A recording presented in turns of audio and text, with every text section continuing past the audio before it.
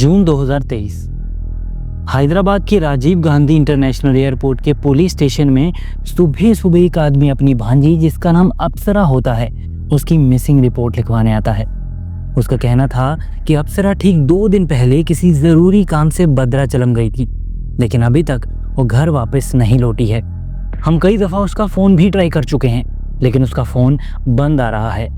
इसके बाद पुलिस अप्सरा को ढूंढना स्टार्ट करती है, लेकिन कई जगह ढूंढने के बाद भी उन्हें उसके बारे में कुछ भी पता नहीं चल पा रहा था। हैदराबाद पुलिस के लिए ये काम इतना भी आसान नहीं होने वाला था, लेकिन इसके बावजूद पुलिस उसे ढूंढने में कामयाब रहती है। बट अनफॉर्चुनेटली अप्सरा अब जिंदा नहीं थी। दरअसल पुलिस को अप्सरा की लाश उसके घर से थोड़ी ही दूर एक मैन होल के अंदर पड़ी मिली थी, जिसका मतलब ये था कि किसी ने उसकी जान लेने के बाद उसकी डेड बॉडी को उस मैन होल के अंदर डाल दिया, ताकि किसी को भी उसकी लाश ना मिल सके। खैर, अब पुलिस ने अप्सरा को तो ढूंढ लिया था, लेकिन अब उनके सामने एक बड़ा चैलेंज ये था कि उन्हें जल्दी से उसके कातिल को भी ढूंढना था। आखिर अप्सरा की जान लेने वाला इंसान था कौन और क्या पुलिस उस तक पहुंच पाएगी? ये जानने के लिए आपको हमारे साथ इस वीडियो के लास्ट तक बने रहना होगा। So hello guys, welcome back to my channel behind the crime. My name is Surjeet and let's talk about today's case which revolves around Kuruganti अप्सरा।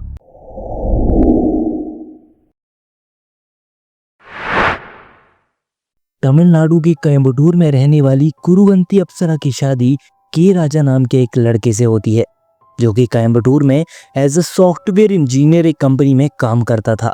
शादी के पहले कुछ साल तो सब कुछ ठीक रहता है, लेकिन फिर धीरे धीरे अप्सरा और राजा के रिलेशन में तनाव आने लगता है। दोनों में अक्सर झगड़े होते और उन झगड़ों का सबसे बड़ा कारण होता पैसा। दरअसल राजा को जो भी सैलरी महीने के बाद मिलती थी, वो उसे लाकर सीधा अप्सरा के हाथों में रख देता, इस उम्मीद से कि वो उन पैसों को अच्छे से मैनेज करेगी और थोड़ा थोड़ा करके सेविंग भी करती रहेगी। लेकिन अप्सरा का नेचर कुछ ऐसा था कि उसे खुले हाथों से खर्चा करना पसंद था। वो आए दिन शॉपिंग करती और अपने लिए महंगे महंगे कपड़े, गहने और कॉस्मेटिक वगैरह का सामान खरीदती रहती। अप्सरा हर महीने अपने हस्बैंड की सैलरी में से एक अच्छा खासा अमाउंट अपनी माँ अरुणा के अकाउंट में ट्रांसफर कर देती। उसकी माँ अरुणा भी कुछ कम नहीं थी। वो हर महीने अपनी बेटी और दामाद के घर जाती और कई कई दिनों तक उनके घर पे ही रहती थी। लेकिन राजा को उसका हर महीने कई कई दिनों तक उनके घर पे रहना पसंद नहीं आ रहा था, क्योंकि उसे लग रहा था कि उसकी सास उनके घर के मामलों में कुछ ज्यादा ही दखल दे रही है। उसने कई बार अप्सरा से इस बारे में बात करने की कोशिश की, लेकिन हर बार इस बात को लेकर उन दोनों के बीच में झगड़ा हो जाता। राजा इस सबसे तंग आ चुका था और वो हर वीकेंड अपने माँ बाप से मिलने कोयम्बटूर शहर से अपने गांव चला जाता, ताकि वहां वो शांति से अपना वीकेंड बिता सके। खैर, ये सब यूं ही चलता रहता है और फिर एक दिन राजा को किसी जरूरी काम के लिए 25 लाख रुपयों की जरूरत पड़ती है।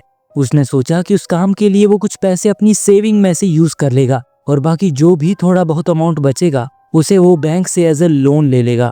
लेकिन जब वो अप्सरा से पैसों की बात करता है, तो अप्सरा का कहना था कि उसके पास कोई भी पैसा नहीं है, उससे वो सारे पैसे खर्च हो गए हैं। ये सुनकर राजा एकदम शॉक हो जाता है। वो हैरान था कि इतने सालों से अप्सरा ने 1 रुपया भी सेव नहीं किया था और इसी वजह से गुस्से में आकर वो उस पे हाथ उठा देता है। इसके बाद राजा के पास और कोई रास्ता नहीं बचता और उसे पूरा का पूरा अमाउंट बैंक से लोन के तौर पे लेना पड़ता है।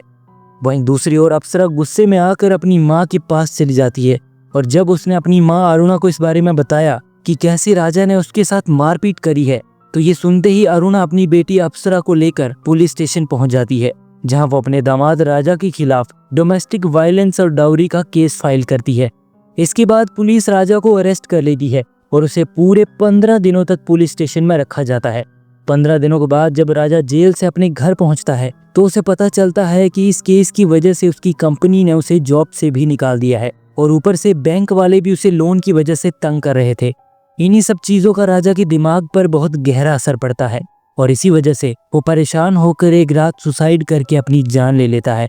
वहीं जब राजा की मौत की खबर अप्सरा और उसकी माँ अरुणा को पता चलती है, तो वो घबरा जाते हैं और रातों रात बिना किसी को बताए वो लोग कोयम्बटूर छोड़कर हैदराबाद के सरूर नगर इलाके में आकर रहने लगते हैं। दूसरी ओर कोयम्बटूर में राजा के केस को पुलिस बिल्कुल भी सीरियस नहीं लेती। पुलिस का कहना था कि राजा ने सोसाइटी में बेइज्जती के डर से अपनी जान ले ली और ये कहकर पुलिस इस केस को रफा दफा कर देती है। खैर, इस इंसिडेंट को हुए अब कुछ साल बीत जाते हैं और अप्सरा और उसकी फैमिली सरूर नगर में बड़े आराम से रह रही होती है।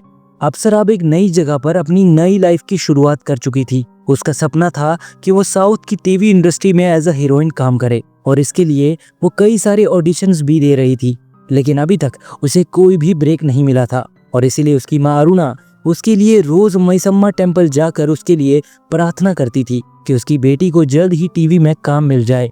वहीं उसी मंदिर में अरुणा की मुलाकात वहां के एक 36 साल के पुजारी अयाग्री वेंकट साईं कृष्णा से होती है। साईं कृष्णा एक पढ़ा लिखा और पैसे वाला आदमी था। वो मंदिर में पुजारी होने के साथ साथ पिछले 12 सालों से एज अ कॉन्ट्रैक्टर भी काम कर रहा था। इसके साथ साथ वो कई सारे सोशल वर्क्स में भी इन्वॉल्व रहता। उसकी एक गौशाला थी। वो एक वेद पाठशाला को भी मैनेज कर रहा था, जहाँ छोटे छोटे बच्चों को वेदों के बारे में पढ़ाया जाता था। और इसके साथ ही वो एक कम्युनिटी किचन भी रन कर रहा था, जहाँ गरीबों के लिए खाना तैयार किया जाता। इन्हीं सब चीजों की वजह से आसपास के सभी लोग साईं कृष्णा को जानते थे और उसकी रिस्पेक्ट किया करते थे। एक दिन अरुणा अपनी बेटी अप्सरा को लेकर मंदिर आती है, जहाँ साईं कृष्णा अप्सरा को देखते ही उसे पसंद करने लगता है। इसके बाद दोनों में बातचीत शुरू होती है और फिर ये बातचीत धीरे धीरे प्यार में बदल जाती है। लेकिन दोनों अपने इस रिश्ते को प्राइवेट रखने का फैसला करते हैं और डिसाइड करते हैं कि वो इस बारे में किसी को भी नहीं बताएंगे। और जब भी वो दोनों पब्लिक में एक दूसरे से मिलते तो अप्सरा साईं कृष्णा को अन्ना यानी कि बड़ा भाई कह के बुलाती थी। वहीं कुछ टाइम के बाद दोनों के इस रिश्ते के बारे में अप्सरा की माँ अरुणा को पता चल जाता है, लेकिन उसे इस बात से कोई भी दिक्कत नहीं होती। उल्टा वो इस बात से खुश थी कि उसकी बेटी अप्सरा साईं कृष्णा जैसे लड़के को पसंद करती है। अब देखते ही देखते कुछ टाइम बीत जाता है और इस बीच वो दोनों एक साथ कई जगह घूमने भी जाते, जिससे दोनों की नजदीकियां और बढ़ती जा रही थी। मार्च 2023 एक दिन अचानक से अप्सरा को वोमिटिंग होने लगती है। उसे थोड़ा शक होता है और वो चुपके से मार्केट जाकर एक प्रेगनेंसी किट ले आती है और चेक करने पर उसे पता चलता है कि वो प्रेग्नेंट है। वहीं जब ये बात वो साईं कृष्णा को बताती है तो वो उस पर बिल्कुल भी यकीन नहीं करता। उसे लग रहा था कि शायद अप्सरा को जरूर कोई गलतफहमी हुई है। इसलिए वो अगले ही दिन अप्सरा को एक हॉस्पिटल ले जाता है, जहाँ ये बात कंफर्म हो जाती है कि अप्सरा सच कह रही थी और वो पिछले 2 महीनों से प्रेग्नेंट है। ये जानने के बाद साईं कृष्णा एकदम परेशान हो जाता है और वो अप्सरा से कहता है कि हमें ये बच्चा अबॉर्ट करवाना होगा, क्योंकि मुझे अभी कोई बच्चा नहीं चाहिए। लेकिन अप्सरा ऐसा करने से साफ मना कर देती है और वो साईं कृष्णा से कहती है कि इस बच्चे को अबॉर्ट करवाने से अच्छा है कि हम दोनों शादी कर लें, जिससे हमारी सारी प्रॉब्लम सॉल्व हो जाएंगी।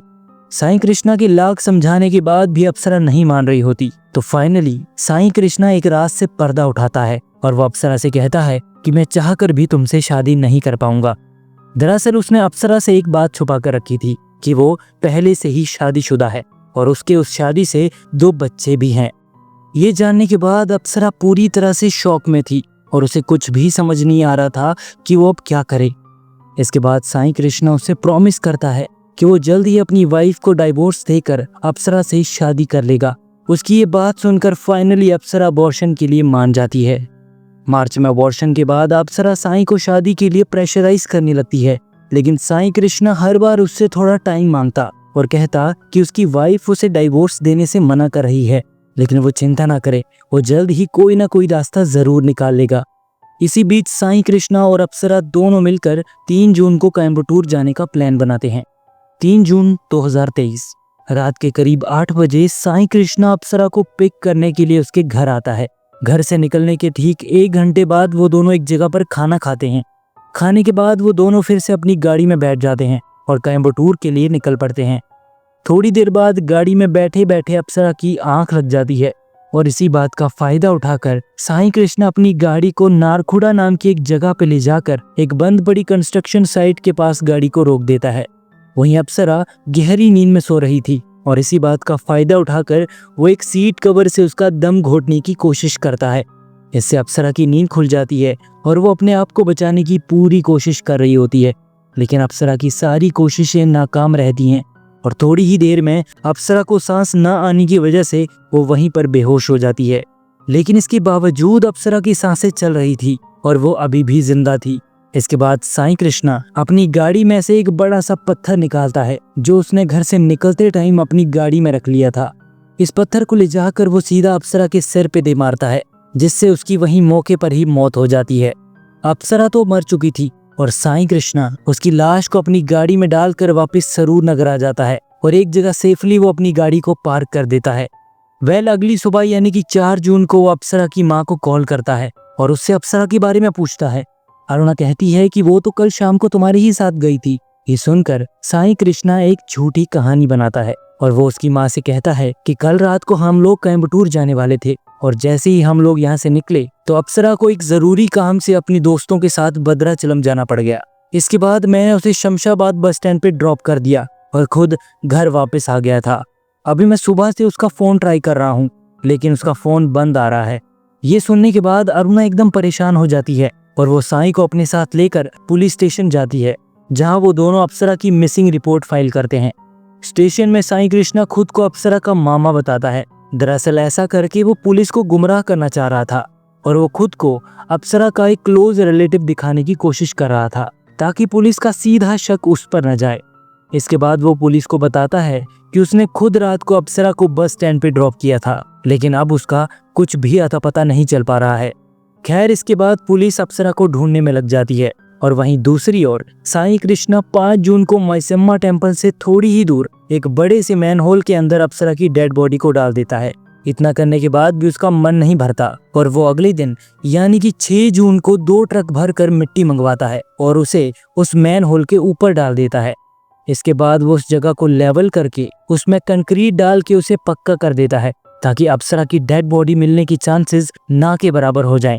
वहीं अब पुलिस अलग अलग जगह जाकर सीसीटीवी कैमरा चेक कर रही थी और जैसे ही वो लोग शमशाबाद बस स्टैंड पे लगे कैमरे को चेक करते हैं तो उन्हें इस बात का पता चल जाता है कि साईं कृष्णा उनसे झूठ कह रहा था कि उसने अप्सरा को 3 जून की रात को बस स्टैंड पे ड्रॉप किया था। पुलिस के लिए इतना सबूत काफी था और वो लोग बिना कोई देरी किए साईं कृष्णा को उसके घर से अरेस्ट कर लेते हैं।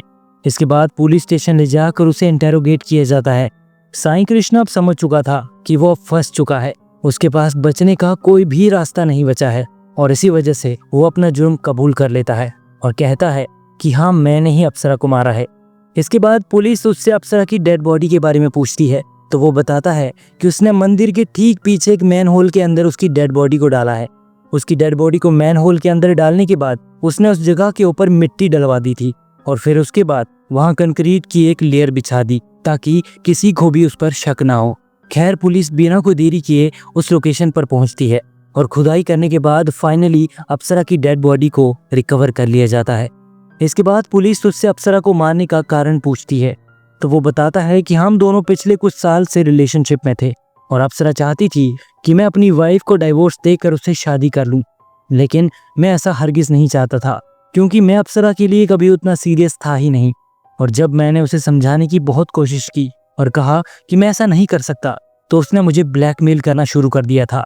वो अक्सर मुझे धमकी देती कि अगर मैंने उससे शादी नहीं की तो वो हमारे बारे में सबको बता देगी।